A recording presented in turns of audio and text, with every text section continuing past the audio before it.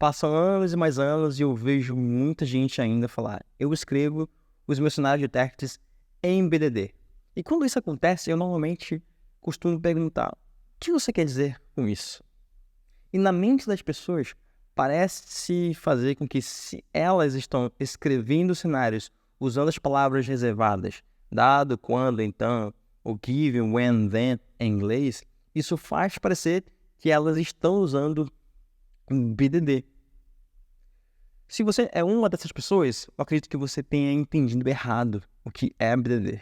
Eu me chamo Natan Araújo e após esse vídeo eu espero que você tenha uma visão correta do que é BDD, como que ele foi criado, do porquê ele foi criado e como que você pode aplicá-lo. Então, bora lá!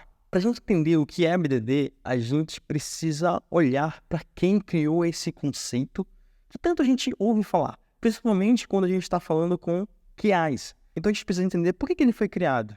E é somente a gente entrando nesse aspecto do real motivo do porquê que ele nasceu que a gente vai conseguir ter um verdadeiro entendimento do para que ele serve, como que a gente pode usar o BDD. Mas antes de a gente falar sobre BDD, eu queria dar um passo atrás e que a gente falasse um pouquinho sobre TDD. Mas por quê? Porque é a partir do TDD que nasce toda a discussão a respeito de como que nasce o BDD. Porque o seu criador, por exemplo, estava tendo um problema com o TDD. E foi a partir disso que surgiu o BDD. Então, calma que ao longo desse vídeo você vai conseguir entender porque tem essa relação com o TDD. Então, a gente precisa falar sobre TDD. O que é TDD? Test Driven Development. Nada mais é do que uma técnica, uma metodologia que ela é voltada para que a sua preocupação primária ela seja o teste. Porque esse teste que vai garantir algum aspecto ali da funcionalidade. Então, que o desenvolvedor ele vai criar. Ou seja, a ideia é que antes de existir qualquer código de alguma funcionalidade, exista um teste que vai garantir algum aspecto dessa funcionalidade. E como que na prática funciona o TDD? Ele funciona em um formato de círculos e cada parte existe um step, um passo que você pode dar. Então, a primeira coisa que você faz no TDD, ou que você tem que fazer no TDD, é criar o seu teste. Mesmo que você não tenha uma estrutura de código, um código pronto, você cria primeiro aquele teste. Logo, o teste vai falhar. Por que esse teste vai falhar? Porque não existe código feito ainda da funcionalidade. Aí você parte para o segundo passo. O segundo passo é você escrever, então, o código daquela funcionalidade, daquela melhoria que você precisa criar. Uma vez que você fez o código, você pode passar agora para o terceiro passo, que é, então, rodar o teste que você criou anteriormente. E esse teste, que antes estava falhando porque não existia código, agora deve passar, porque você criou o código a partir ou com base naquele teste que você fez que estava falhando.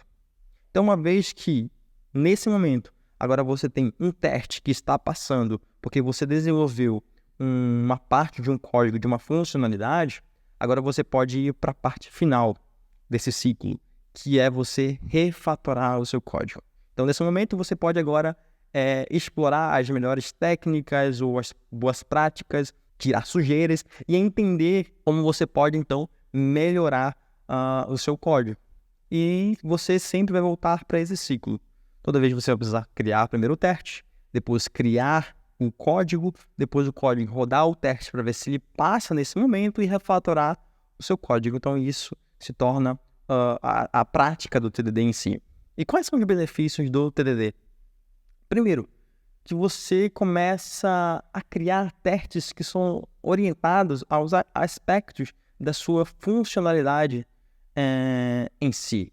Então, você vai evitar que o seu código ele seja um código muito complexo, um código, por exemplo, que pode estar muito acoplado.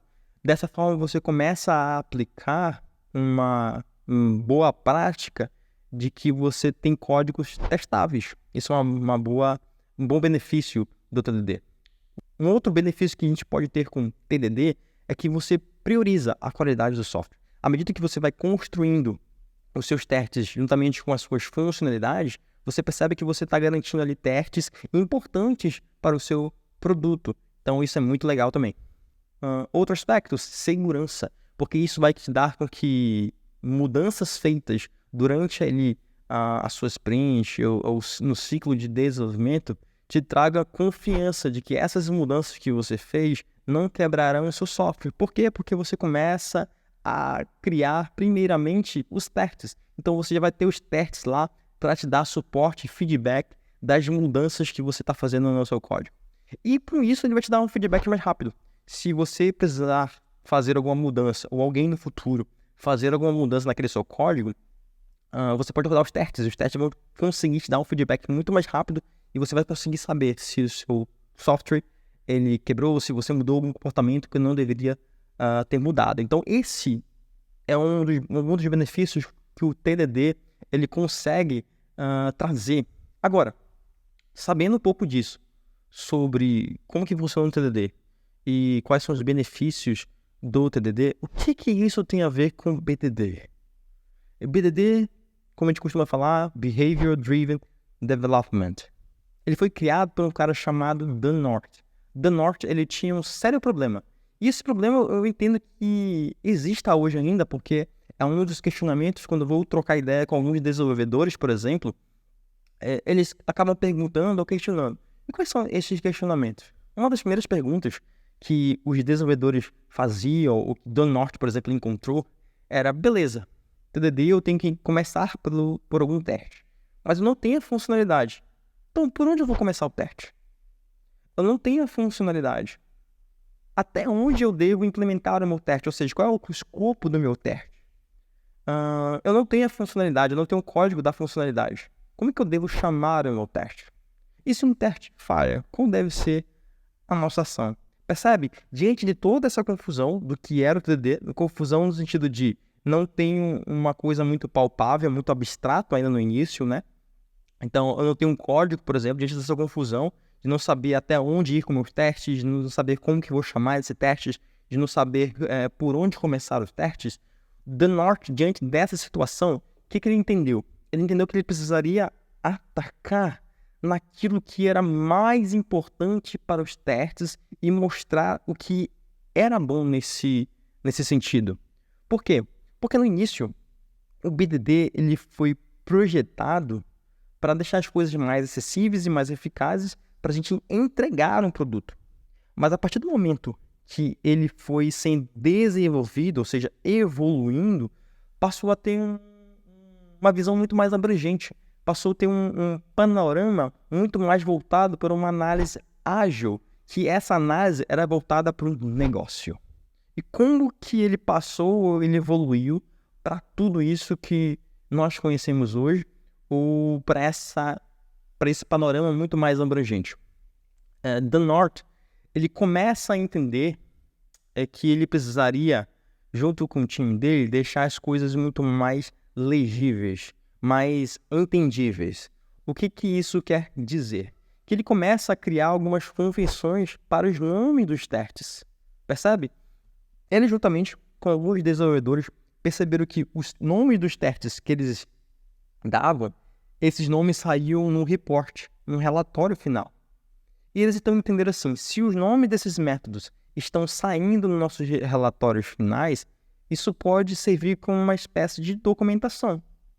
E essa documentação ela poderia ser enviada para pessoas que não fossem técnicas ou até mesmo técnicas, e essas pessoas conseguiriam entender o que o nosso software ele está validando no final das contas. Então, a ideia foi começar a escrever testes, o nome de testes, que fossem sentenças, ou seja, frases ou uma linguagem mais voltada para o negócio. Para que quando esse nome desse método saísse, por exemplo, em uma documentação, num relatório de testes, as pessoas não técnicas conseguiriam identificar o que aquele teste ele estava validando. Dessa forma, seria basicamente, em termos de métodos e nomes de métodos, ter um teste chamado test, como a gente pode dizer, test field name is not empty, ou seja, eu tenho um teste que vai validar que o campo nome não é vazio. Ao invés disso, em vez de coisa muito técnica, poderia ser transformado em algo muito mais voltado para a área de negócio e que tivesse a palavra to na frente. Então, esse mesmo exemplo ficaria assim.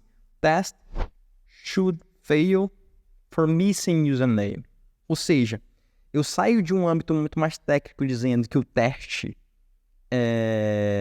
garante que o campo nome não é vazio, para algo muito mais técnico. O teste deve falhar se estiver faltando o nome do usuário. É muito mais claro quando alguém bater o olho e olhar para que esse teste que poderá estar falhando, por exemplo, vai conseguir entender que aquele teste falhou por essa obrigatoriedade. Entende? Então, o nome do teste começa a ser muito mais voltado para a área de negócio. E não só isso. The North, ele percebe que um modelo de frases simples, ele consegue manter os métodos mais focados. Se eu tenho um nome de um teste muito mais simples, eu consigo delimitar o escopo do meu teste. Então, além de facilitar para quem está lendo, eu vou facilitar para indicar até onde vai o meu teste e identificar o problema. Então, os desenvolvedores, quando tivessem, por exemplo, olhando para um teste que está falhando, eles conseguiriam identificar aonde exatamente o seu teste estava falhando. E não só isso. Se no momento que eles estivessem escrevendo esses testes, eles dessem um nome e esse nome não casasse muito com o contexto daquela funcionalidade, isso indicaria para eles que aquele teste não pertenceria àquele contexto. E eles poderiam migrar para um outro lugar que esse teste realmente deveria estar. Então, dessa forma, fazer com que quem olhasse para o relatório batesse o olho e de forma imediata conseguisse entender os testes e o escopo dos testes e o que aquilo estava garantindo, ou seja, a qualidade daqueles testes. Então, os nomes dos testes eles passavam a ser muito mais expressivos e com toda essa expressividade, The North entendeu que conseguiria responder alguns questionamentos ou alguns questionamentos poderiam surgir a partir do momento que o teste falha. Exemplo, se um teste desse, que tem o seu nome voltado para uma área de negócio, se tem um escopo bem delimitado, se o teste está falhando, poderiam ser 3 coisas. Primeira, eu estou introduzindo um bug, um erro, então eu preciso corrigir esse erro que eu estou introduzindo.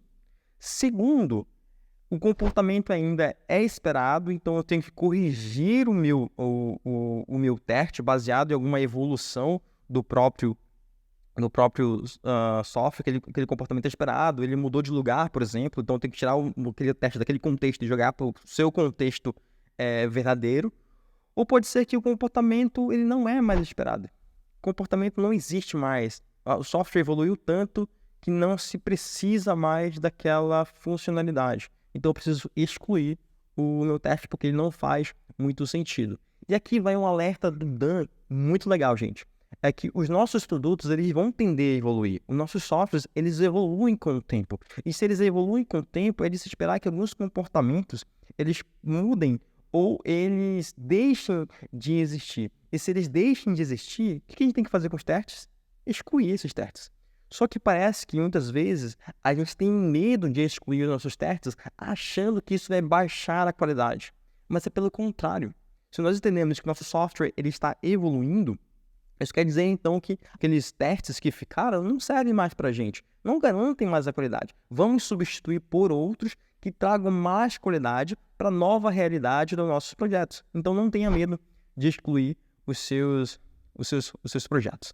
Então, gente, dessa forma, o Dan ele começa a introduzir um novo olhar para o testes. Para aquilo que normalmente era sempre falado, comentado sobre testes, ele introduz uma palavrinha nova, comportamento.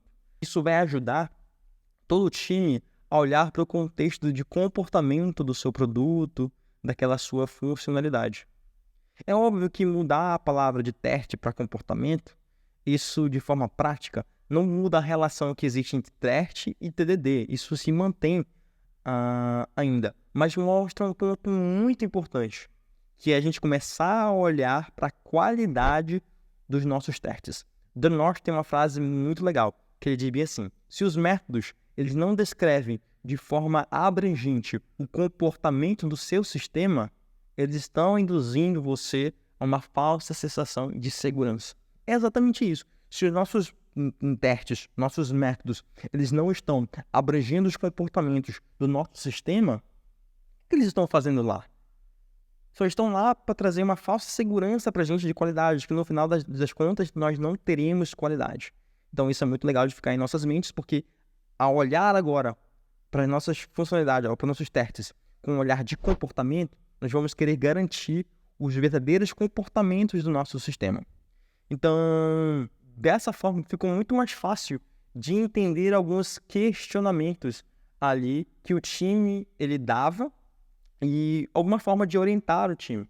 Então, a forma que eu vou chamar o meu teste ficou mais fácil, porque eu vou descrever em uma frase um comportamento do qual a gente espera que o software funcione. Se lá atrás a gente entendia como que eu vou criar um teste, como que eu vou dar nome de um teste para uma coisa que não tem um código.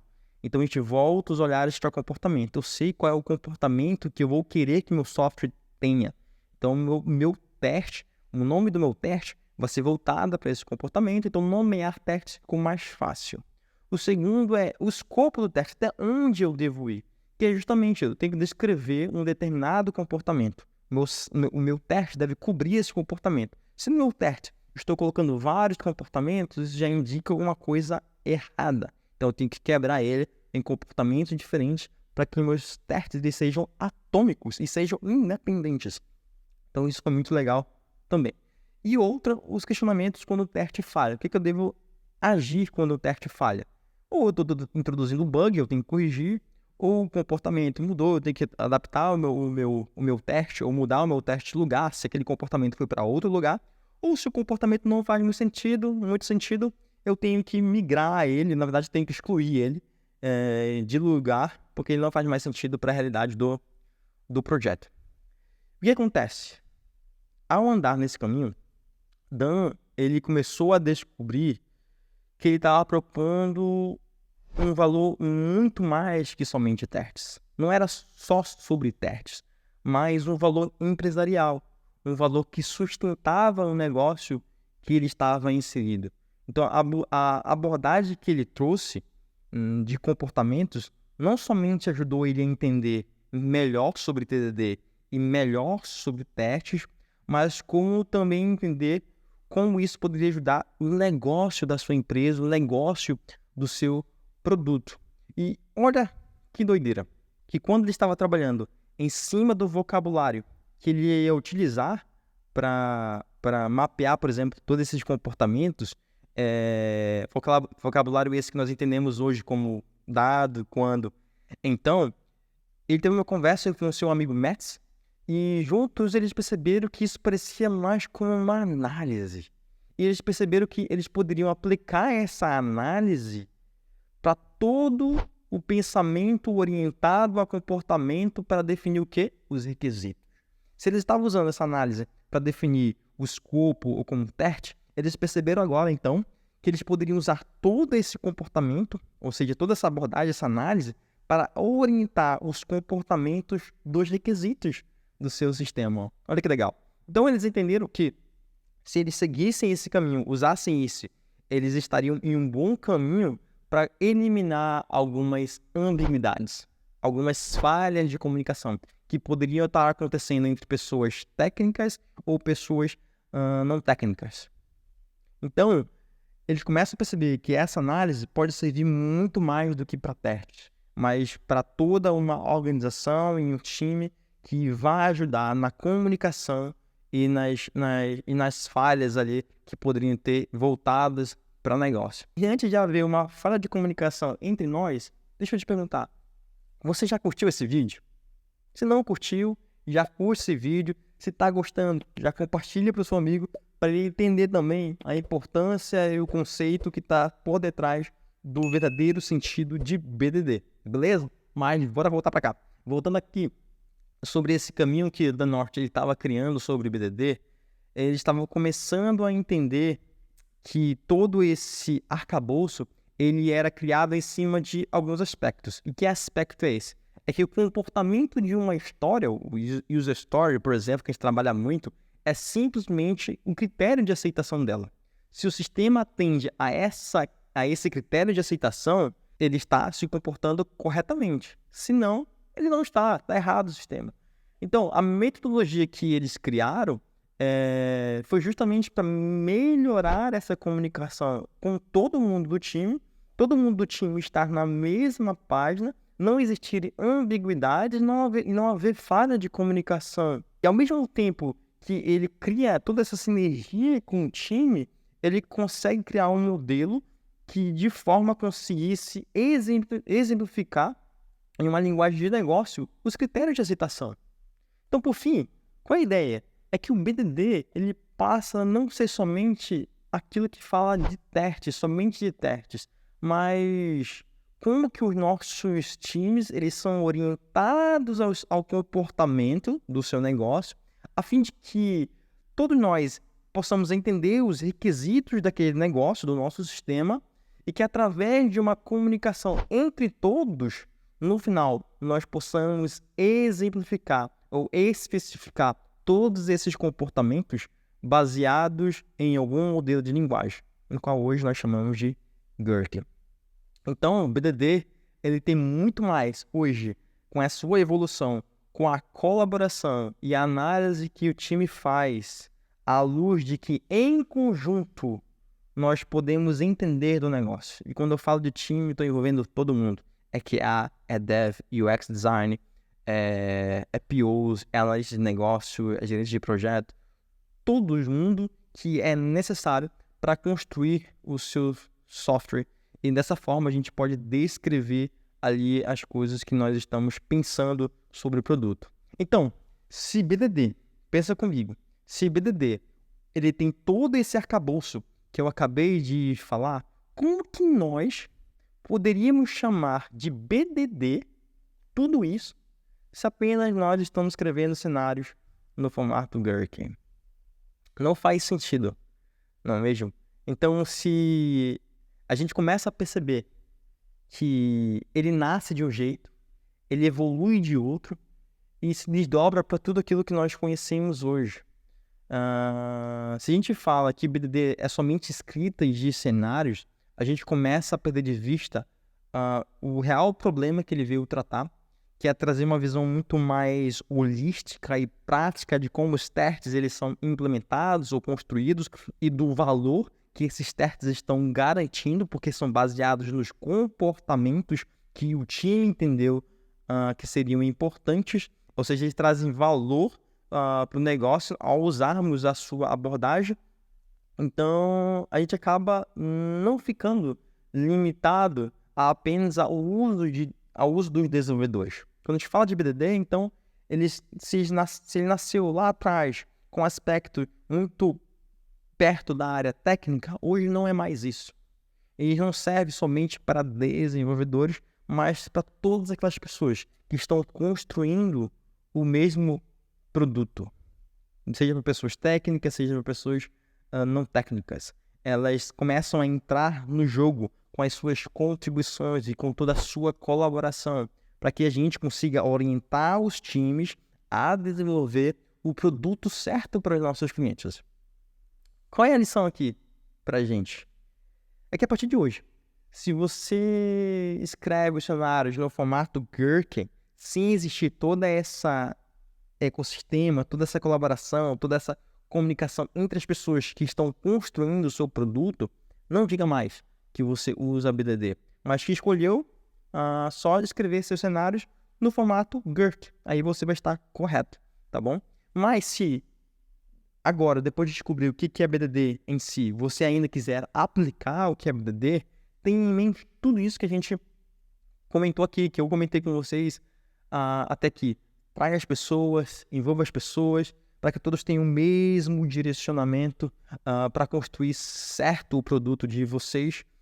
Isso vai fazer com que ajude a área de negócio, por exemplo, a passar a ideia correta do produto. Isso vai ajudar que os desenvolvedores eles escrevam código e testes corretos para os comportamentos corretos do seu produto. Isso vai ajudar o time de qualidade a entender melhor o produto e a escolher os atributos de qualidade que se aplicam melhor para o negócio do seu produto, assim como também vai ajudar o time de UX Design, por exemplo, a buscar as experiências que casam melhor para o seu produto, porque todo mundo vai estar alinhado.